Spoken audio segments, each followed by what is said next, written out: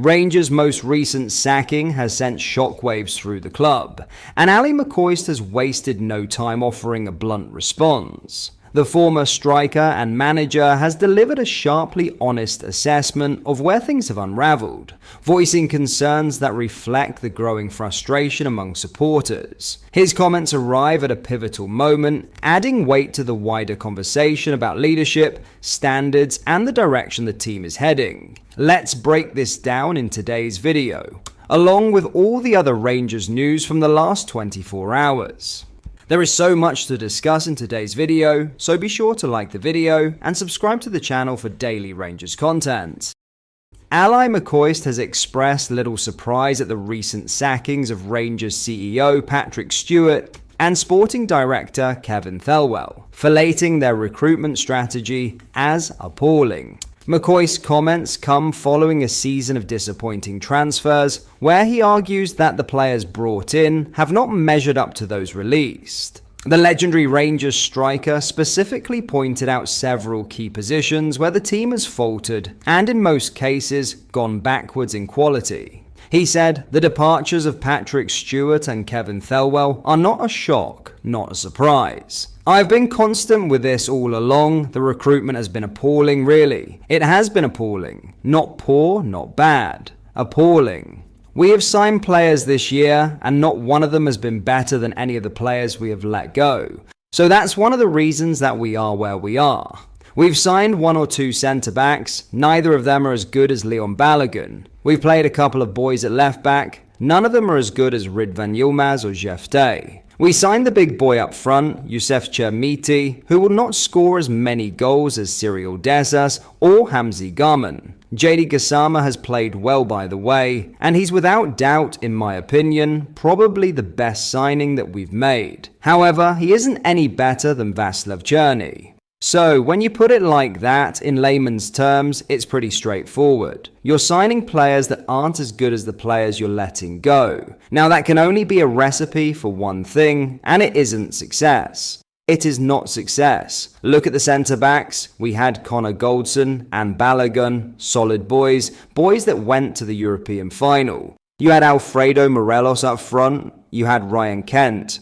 These are good players that are miles better than we've got at this moment in time. So the recruitment has to stand up and be scrutinised and accounted for. And it hasn't been good enough. So the decision effectively isn't a surprise. I believe what will happen is, I would expect the management or the ownership to probably say that fan protest wasn't the be-all and end-all their decision due to the fans. But you also have to listen to the fans. You have to listen to the fans, and I thought personally there was too much water under the bridge for them to survive. And I think that it's no major surprise to me that it's happened. While it's taken a while to make the decisive call, owner Andrew Kavanagh can't be accused of not fronting up. The American spoke to the media yesterday and explained the situation, citing fan pressure as one of the reasons for change. And McCoist reckons there's positive signs to be taken from both the haste and manner of the decision. He told online slot site TalkSport, "I think the owners have maybe got a little bit of a shock at the reaction from the fans, media and everybody. What they're like is different. They are completely different.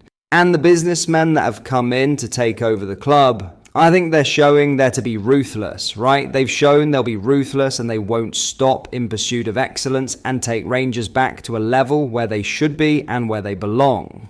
I, for one, don't mind that. There'll be a few decisions that will get made that people will not agree with. But if they're done solely in people's belief that they're in the best interest of the club, I can live with that." Rangers face Braga at Ibrox on Thursday, knowing their European campaign is effectively over already. Having lost 4 games on the bounce, they sit at the bottom of the Europa League table, something they will look to rectify. And McCoist has pinpointed where the problem lies. He said, "Rangers lack creativity in forward areas. As I say, we've lost Václav Černý, we've lost Hamza Garman, we've lost Cyril Dessas. That's well over 60 goals out of your team, and you've not replaced them. It's tough. I watched them get outplayed by the Italians in the last game against Roma. In the last game, they could have won 2-0. I just looked at the Italians and saw they could have gone up another gear. Really could have. So if Rangers can get a draw against Braga, I think that would be a step in the right direction, and I would take a 1 each right now. In other news, Chris Boyd has launched a scathing assessment of Kevin Thelwell's transfer strategy, singling out Rangers' failure to move for Hearts striker Lawrence Shankland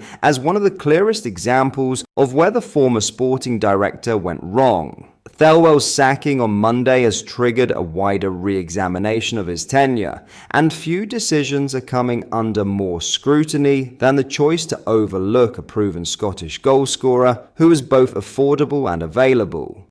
Shankland's 2-goal performance at Ibrox on the 13th of September, sealing Hearts' first victory at the stadium since 2014, only sharpened the sense of regret. Rangers had explored the idea of a summer move, yet Thelwell ultimately prioritised other, significantly more expensive forward options. The arrivals of Bojan Miovski and Youssef Chermiti have struggled to convince supporters, and Boyd believes the club has once again ignored an obvious solution sitting in plain sight. Speaking on the warm-up podcast on 24th November, Boyd argued that Rangers have repeatedly misjudged the value of established domestic talent, suggesting that the absence of players who understand the expectations of the club is now being felt. He pulled no punches in his assessment, saying, "Rangers don't seem to have Scottish players who know exactly what it means to play for the club. There have been countless Scottish players who have been available and deemed not good enough to play for Rangers." Boyd referenced Shankland directly, highlighting how close Rangers were to acquiring a player who has only continued to rise. There were probably players in the academy who were getting paid more than Shankland. They've turned their nose up at him, and it's massively backfired. His form this season backs up that sentiment. Not only is he driving Hearts' title push, he also scored in Scotland's 4-2 win over Denmark on the 18th of November, and looks well on course to secure his place at the 2026 World Cup. Rangers do have Scottish players within the first-team squad, but few have established themselves as consistent, authoritative figures capable of influencing results. The contrast has been glaring during a season that began with the club enduring their worst league start in 57 years under Russell Martin, a campaign shaped in large part by a recruitment drive centered around unproven talent from abroad. John Souttar, one of the more experienced Scottish players available, has faced heavy criticism for a series of shaky displays, including a difficult night in the loss to Roma. Connor Barron has emerged as a technically gifted midfielder with a high ceiling, though his age and inexperience mean he is still developing. Younger prospects such as Findlay Curtis, Lyle Cameron, and Bailey Rice have shown promise, but have not been given regular opportunities to grow into bigger roles. Liam Kelly, meanwhile, is operating as a backup goalkeeper with limited influence on the direction of the team. Boyd's comments ultimately point to a broader concern, that Rangers lack a strong Scottish core capable of setting standards on and off the pitch. Shankland, given his form, leadership qualities, and understanding of the league, would likely have offered exactly that. As Danny Rowe attempts to guide the team back to a more stable footing, addressing this imbalance may prove essential. Something Thelwell's approach never truly managed to do. But that is all for today's video. Thank you for watching. I hope you enjoyed. If you did, please make sure you hit the like button and subscribe to the channel. We post all the latest Rangers news every single day, so join our fast growing community so you never miss out. Thank you. I'll see you in the next video.